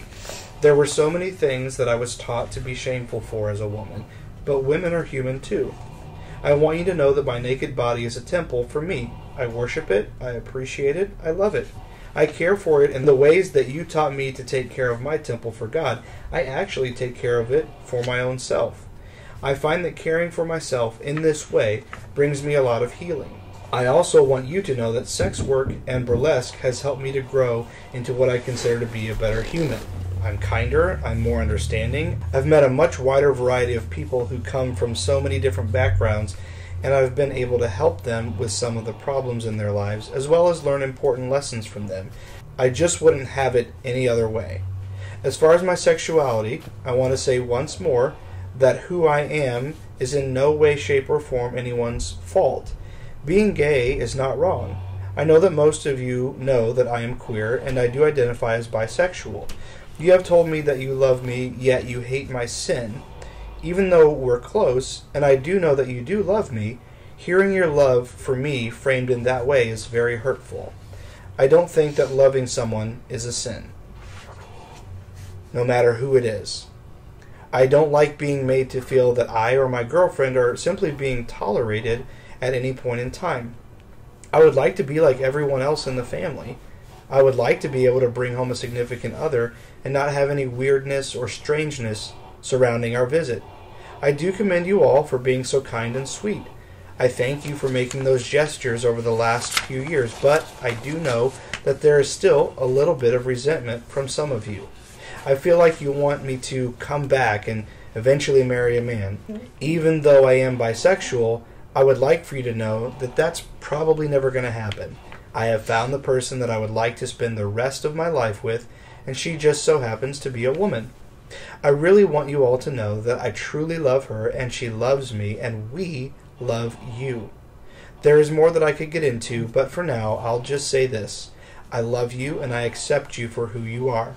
I really, really hope that one day you'll be able to look at me, see exactly who I am, and recognize that I am proud of who I am as well as who I have become. I hope that you will truly love me wholly. Not holy as in holy, holy, holy Lord God Almighty, but holy as in W-H-O-L-L-Y. All of me. Yes. Mm-hmm.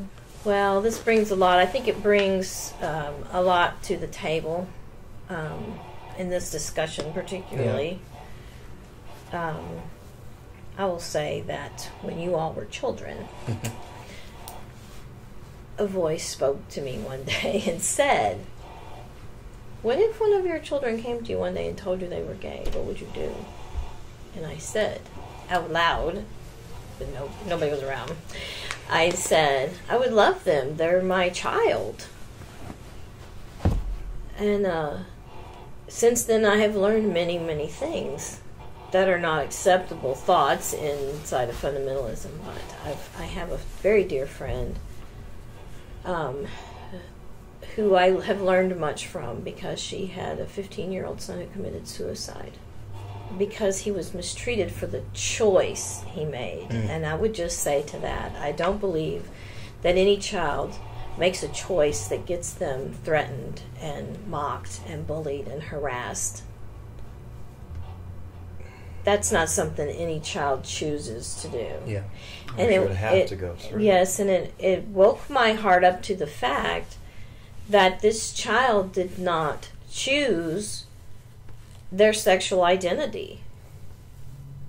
And that sounds a little off kilter from one side, but what I mean is this child who expressed to his mother from the time that he was 2 that he was a girl did not make a choice at the age of 2 to be bullied and harassed and ultimately end his own life over his sexual identity.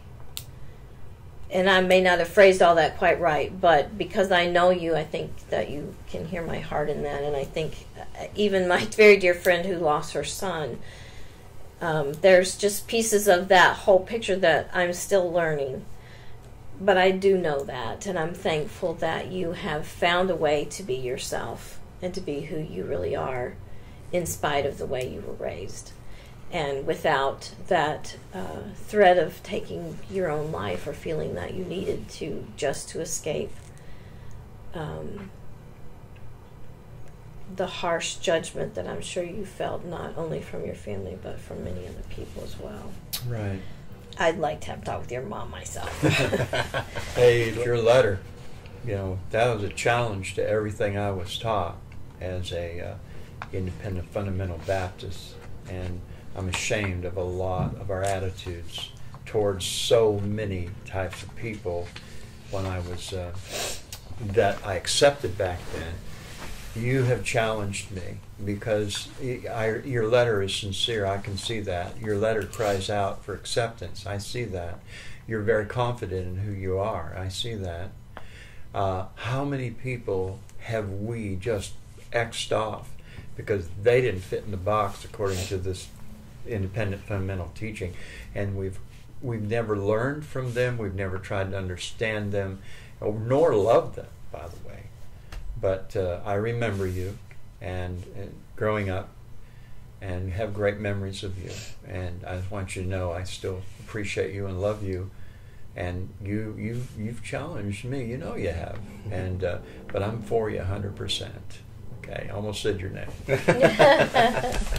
I have one other thing to address that she brings to light, and that is this love and tenderness that our families, that some parents have found a way to express toward their children who don't believe like they believe.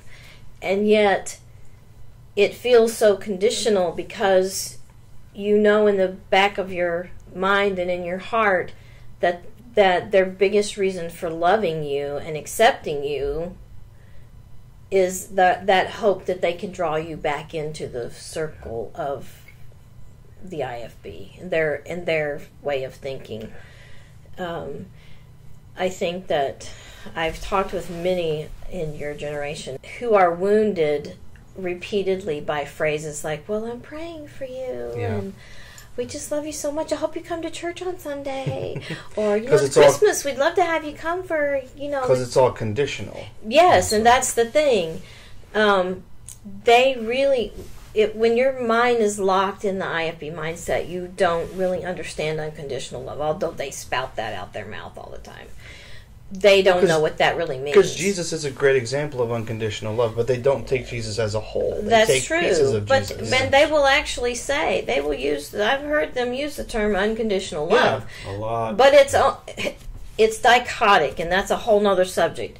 But I have had young people say to me, I wish they could just say I love you without, putting anything else after it. Yeah. And I wish that they could know what those phrases do, like, oh, Lord willing, like God is going to stop them from coming to visit me, right. Right. Stuff like that. And probably anyone listening to this could give me 15 different phrases that, there's a word for those phrases. I can't think what it is, but it's, it's just those pat statements. You have gone beyond anything you should have to do for your family. Yeah. You have really reached out to them. Honestly, that's what you've done. Yeah. You deserve to be loved for who you are, and I really mean that. That's beautiful.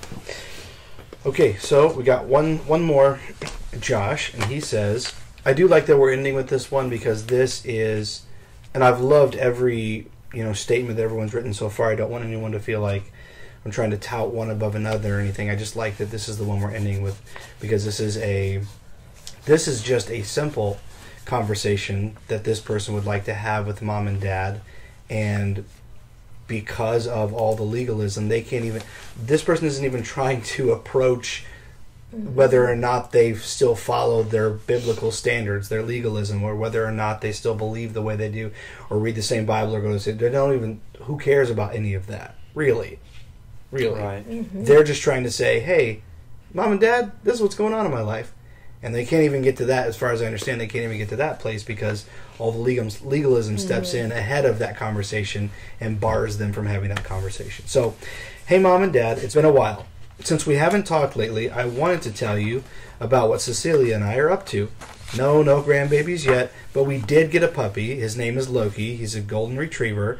He's just over a year old, and he's the most adorable, mischievous, chaotic ball of fluffy energy that has ever existed. It figures that Cecilia and I, possibly the two least energetic people on the planet, would end up with the most high-energy dog our vet has ever seen. We love him so much, and he's the perfect addition to the family. Speaking of energy, we're going to need a lot of it in January. Cecilia has enrolled in a master's program to make a career change that she's very excited about, and I'm starting an undergrad program in January. I've discovered over the last several years that I have a deep interest in philosophy, and I'm planning to see this all the way through to a PhD so I can teach philosophy at the college level. It's going to be a long road, but it's something I'm incredibly excited to jump into. For a very long time, I've felt like I'm not fulfilling my purpose in life, and this feels like something that will fill that void. We're going to be extremely busy, unspeakably tired, but immensely satisfied in knowing we're taking positive steps toward a better future. Work is going really well, too. I know I've struggled to find things I'm good at or care to sink time into and perfect, but I finally found a good niche in digital marketing that is interesting enough to hold my attention while still allowing me enough free time to pursue things I'm passionate about. I'm good at this, and my bosses are some of the best I have ever had. I found my place, for now. Since I brought up things holding my attention, remember when basically nothing did in school? I found out a couple years back that I have pretty severe ADHD, and it was one of the best days of my life. I know it sounds strange to say that getting diagnosed with ADHD would be a good day, but it was. Finding out that I'm not stupid or bad or hopeless, but just wired differently, was such a huge relief. I started crying right there in the doctor's office. The relief of finally knowing what was wrong and how to deal with it is something I'll never forget. I'm on medication now that helps quite a bit when I remember to take it, and it's had surprising but a welcome positive impact on my day-to-day life and relationships. Life is good. I'm glad we had a chance to talk. We have and still are working hard to make ourselves better, and maybe the world too, as a result. I really hope you're proud of us. I definitely am. Well, I just loved your letter, Josh. I know my wife may want to say something, but I just enjoyed it. The ADHD thing, you probably have 1,000 memories of being laughed at or asked why you couldn't concentrate on things and thought it was all you, and here you found out it wasn't your fault. And very heartfelt letter. You are making the world a better place, you and your wife. And Josh, thank you very much for that. You're very valuable. And anything you're having guilt over from your childhood, please remember, that's not your fault. Don't carry it. Well, I can't tell you how it breaks my heart that you can't just pick up the phone and call your mom and dad and tell them exactly what's going on in your life. And know that when you told them, they would be happy for you and that they would just love you unconditionally because you're their son. So we've adopted you. Stuart said he's okay with that. I know there have been times on our journey out that our kids couldn't just pick up the phone and call and share anything or everything that was going on in their lives. True. And they may still have some things they're not telling us, but it makes me even more grateful that our family has come out of this together. And although we're on all different levels of healing and none of us are really at the same place, we're all still connected and together. And I wish that all of you could have that. I wish that every couple that comes out of this could get to the place where Max and I are now. We're not perfect, but we've never had a better marriage. The more of fundamentalism we let go of, the better our marriage has become. And the better our relationship with our children has become. And I think that all stems from the reality of how much of our relationship with our own self has improved and changed, and how much we've come to the place where we could see that we are of value. Yeah. And that seeing we that don't, you're valuable yourself. Yeah, and realizing our own worth. Stuart and I were talking Absolutely. about that last night, So I'm happy, thrilled to pieces. You got that diagnosis. I know what it means to have something wrong with you. I need that diagnosis, by the way. And not know what it is. And so you can't fix it because you don't know what it is. Right.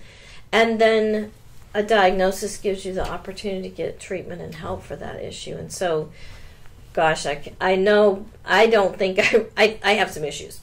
But I don't think that it is to the depth that Max and I think one of our other children really deals with some ADHD, which produces huge amounts of anxiety, which keeps you from ever being able to do anything right. I know you should tell them about that birthday card you got when you were a kid.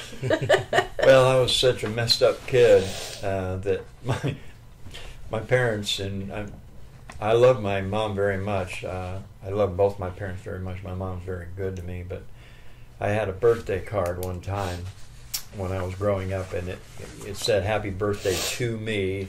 Had this goofy looking kid on the outside, "Happy Birthday to me," and you open up on the inside, it says, "Please try not to do anything stupid today." And that was my birthday card. Oh my goodness! And so, and what's that tell you? A little bit about my childhood. Well, it tells you generationally too. When was that? What year would that have been? Around when? Oh, who knows? 10 or 11, maybe. No, what time? What year? 19? Probably 65. Yeah, there's probably a lot of that kind of crap. Early 60s. You know what I mean? Like there's a lot more enlightenment now. You're not going to find that at Hallmark now. But 50s and 60s, let's see, they'll buy it. Someone will buy it. Yeah.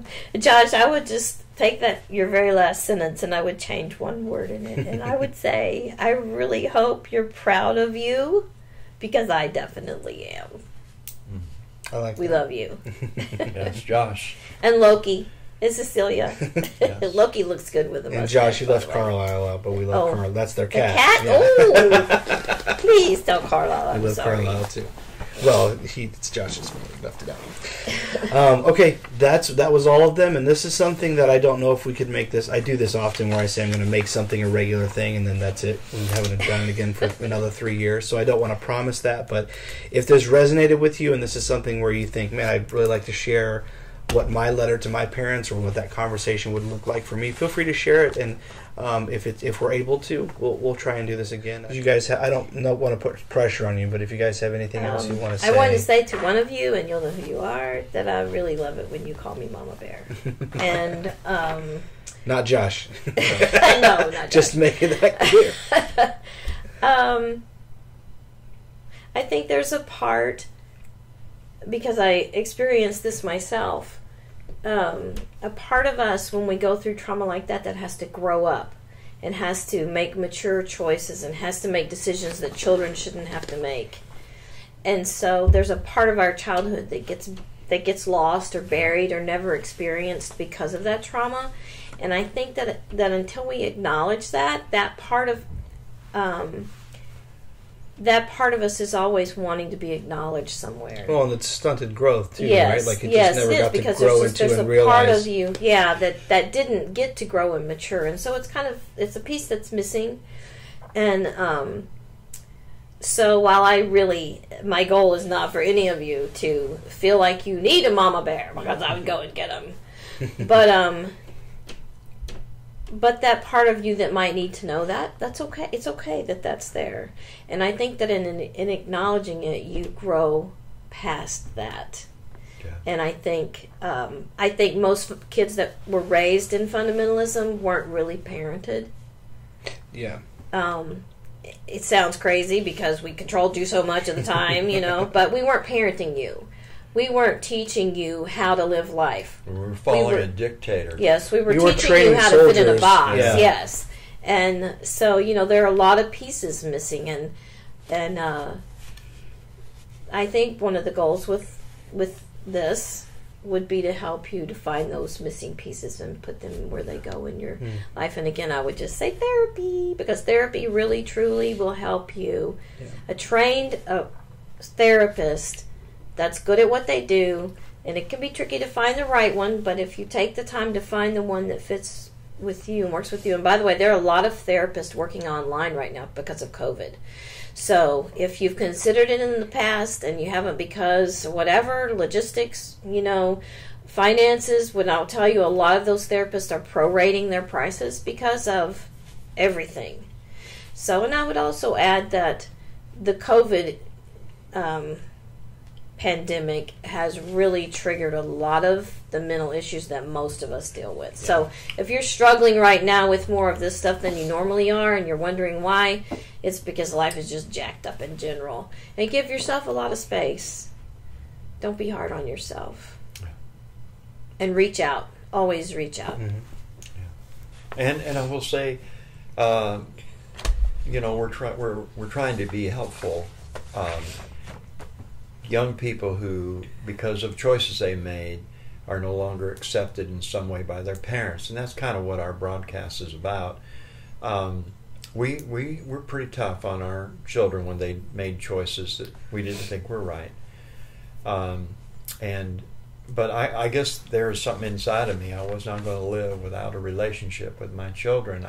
I couldn't accept that, and I understand not every parent is where we are, but we've been blessed by children that have been willing to put up with a lot of stuff they shouldn't have had to stay in contact with us. So, it works both ways, but the one thing I want you to take away is wherever you are, please don't blame yourself. Mm-hmm. You can't do that. You're too valuable and you're too important to, as Josh said, my wife and I want to make this world a better place. Well, they definitely are, and you definitely are. And if your parents can't see that, it's their problem, not yours. That's right. That's well said. I want to add just on the end of that about therapy, because I've kind of fallen off with my therapist lately, but I have been in therapy for a few years now, and I'm very happy that the first therapist I went to was the right one, but it doesn't always happen that way. So I just want to, especially now I know it's more difficult to shop around because you can't be with them in person.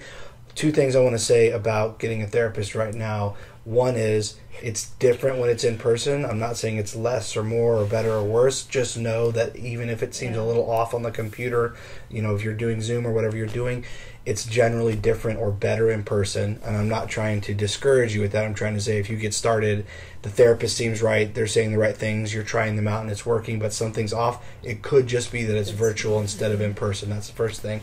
Second thing is, don't be afraid to shop around. Like I said, I'm really happy that I got the right therapist right out of the gate. But when that doesn't happen, advice from my mom, advice from people who are former military, just people that have been under a lot of stress. I'm not saying that's everyone that I've talked to, but some of my friends are former military, and a lot of them, whether they're in therapy and former military or not former military, but they are in therapy, they've told me many times, like, look, if you don't like your therapist, who cares? Keep looking. It's okay to cut that tie, especially if it's only 1 or 2 sessions in, and try to find someone else, because we're all humans, we're all different. So there's no way every therapist is going to be perfect for you. And at different times in your life, you may need a different therapist. So, and I think everyone that wrote in answer probably is aware of this, but I have found some very therapeutic support groups for people recovering from religious abuse, which includes emotional, mental, physical. It's just all of it, sexual. It's all connected. So if you'd be interested in any of those, just shoot us a message at the podcast. Yeah. Mm-hmm. We'll get you over to the right specific group. I'll get you those links and help you figure out which one you feel like might be the best. I want to thank my son, Stuart. He's a pretty fine feller. Thank you. And for not being ashamed of his mom and dad. Us old fogies. Thanks. Thank you. Thanks, Stuart. Thank Love you. You can call me Bubba. You were about to. That's fine. Thanks, Bubs. All right. Well, I hope that you guys enjoyed this episode of Not Your Mother's Podcast. As always, I'm thoroughly grateful that you took the time to watch this far or even skipped past a few things to get to what you wanted to hear. Thank you for your time. Thank you for your eyeballs. Thank you for listening. If you have comments or questions, feel free to shoot us a message via private message or drop a comment. Thank you for your input.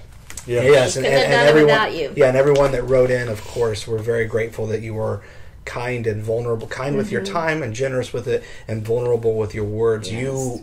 I know that you're helped by my parents here, but I also know that you helped a lot of other people that you may not even know by sharing and sharing alike. Absolutely. So, all right, we hope you enjoyed this episode of Not Your Mother's Podcast.